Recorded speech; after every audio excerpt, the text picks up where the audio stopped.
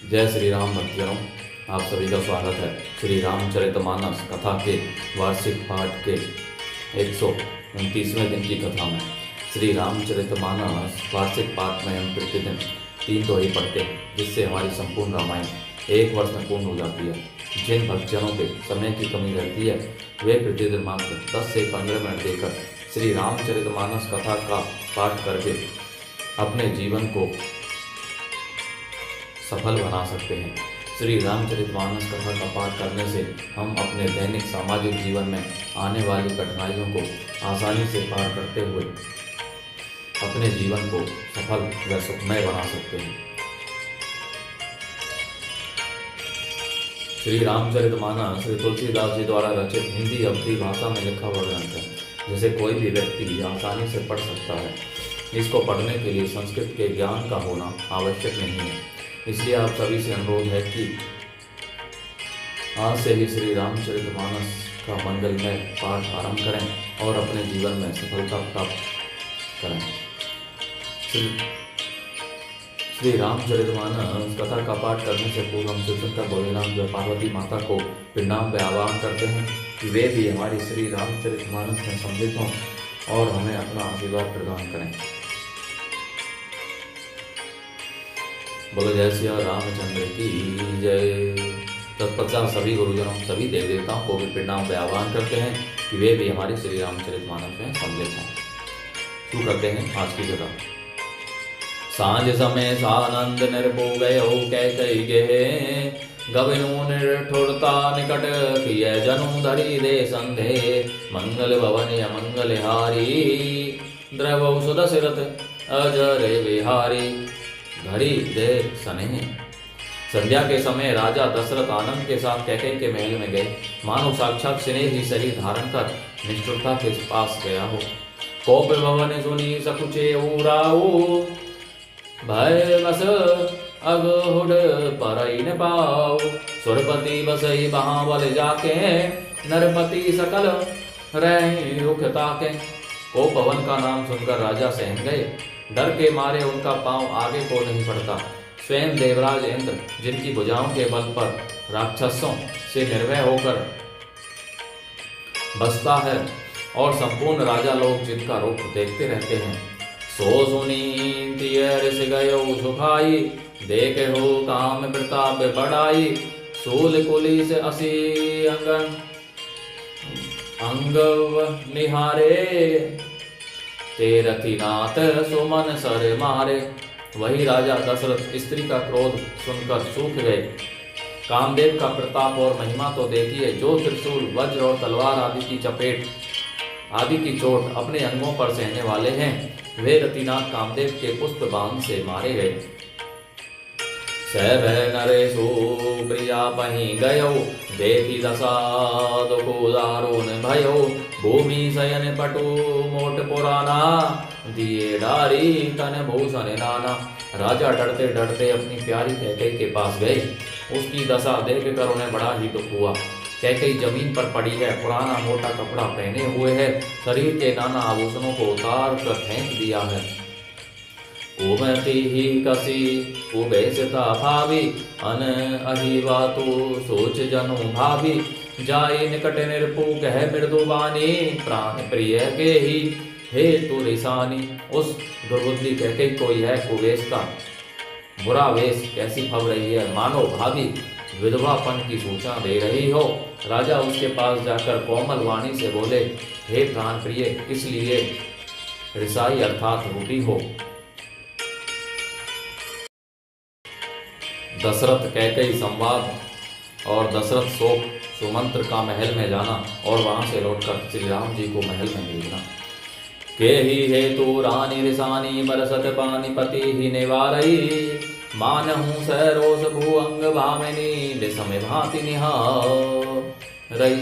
दो वासना रसना दसन बर मरम ठाहरु, देखई तुलसी निरपति भव तब्यता, बस काम कौतुक लेखई। हे रानी, किस लिए रूठी हो? यह कहकर राजा उसे हाथ से स्पर्श करते हैं तो वह उनके हाथ को झटक कर हटा देती है और ऐसे देखती है मानो क्रोध में भरी हुई नागिन क्रूर दृष्टि से देख रही हो। दोनों वरदानों की वासनाएं उस नागिन की 2 जीभें हैं और दोनों वरदान दांत हैं। वह काटने के लिए मर्म स्थान देख रही है। तुलसीदास जी कहते हैं कि राजा दशरथ होनार के वश में होकर इसे इस प्रकार हाथ झटकने और नागिन की भांति देखने को कामदेव की क्रीड़ा समझ रहे हैं।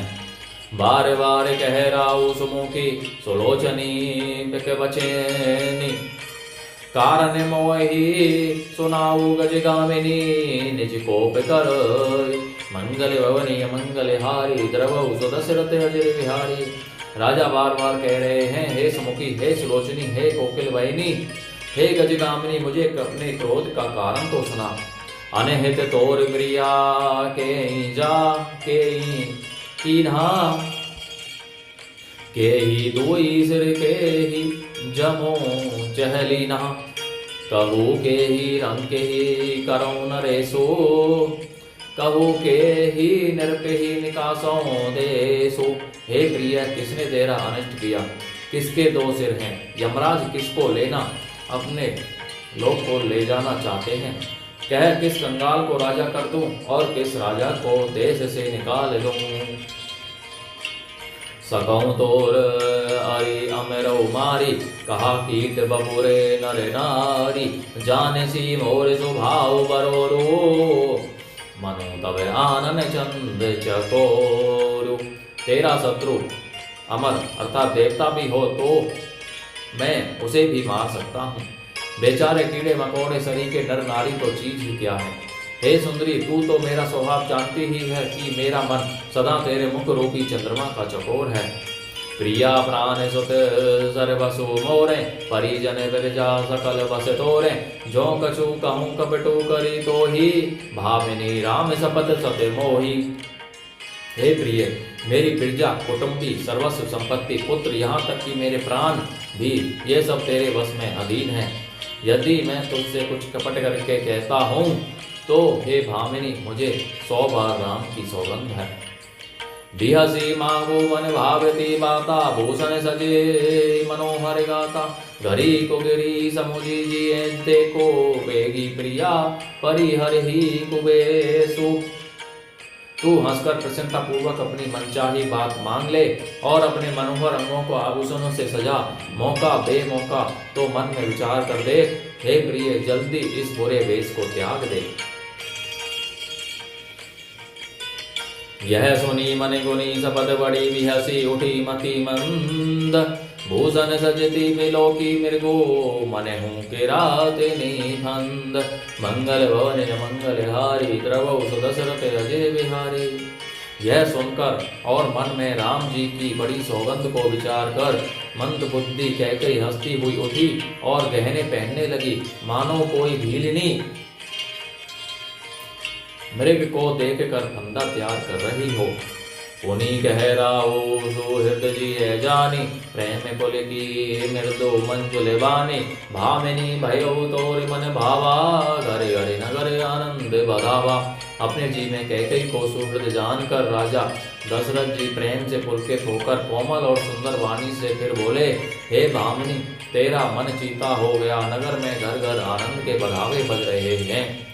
राम ही देहूं काली जो विराजो सज ही सुलोचनी मंगल साजो दल की उठे ओ सुनी हृदय ओ कठोरो जनु छोई गये पाक पर तोरु। मैं कल ही राम को युवराज पद दे रहा हूँ, इसलिए हे सुनैनी तू मंगल साज सज। यह उठते ही उसका कठोर हृदय दलक उठा अर्थात फटने लगा, मानो पका हुआ बाल थोड़ा फूट गया हो। ऐसी ओ पीर बिहासी तेहि गोई चोर नारी जिमी प्रगटी ने रोई लकही ने भूप कपट चतुराई कोटि कुटिल वनी मुरु पढ़ाई। ऐसी भारी पीड़ा को भी उसने हंसकर छिपा लिया, जैसे चोर की स्त्री प्रकट होकर नहीं रोती, अर्थात जिसमें उसका भेद नहीं खुल जाए। राजा उसकी कपट चतुराई को नहीं लग रहे हैं, क्योंकि वह करोड़ों किटुलों की शिरोमणि गुरु मंत्रा की पढ़ाई हुई है। जदपि नीति निपुर नर राहो नारी चरित जल निधि अवगाहो कपट सने हो बड़ाई बर बहोरी बोली बिहसी नयन मुँह मोरी। यद्यपि राजा नीति में निपुण है, परंतु त्रिया चक्र अथार समुद्र है, फिर वह कपट युक्त प्रेम बढ़ाकर, ऊपर से प्रेम दिखाकर, नेत्र और मुंह मोड़कर मस्ती हुई बोली। मांगो मांगो पै कहू पिय कबहू न देहू न लेहू। दैन कहेऊ वरदान दोई, तेहू पावत संदेहू। मंगल भवन मंगल हारी, द्रवऊ सुदशरथ अजर बिहारी। हे प्रियतम, आप मांग मांग तो कहा करते हैं, पर देते लेते कभी कुछ भी नहीं। अब आपने 2 वरदान देने को कहा था, उनके भी मिलने में संदेह है। बोलो जय श्री रामचंद्र की जय। भक्तजनों, आज की कथा का विराम यहीं पर होता है। बोलो जय श्री रामचंद्र की जय। जय शिव शंकर, जय भोलेनाथ, जय पार्वती माता की जय। सभी गुरुजनों, सभी देव देवताओं की जय। बोलो जय श्री रामचंद्र की जय।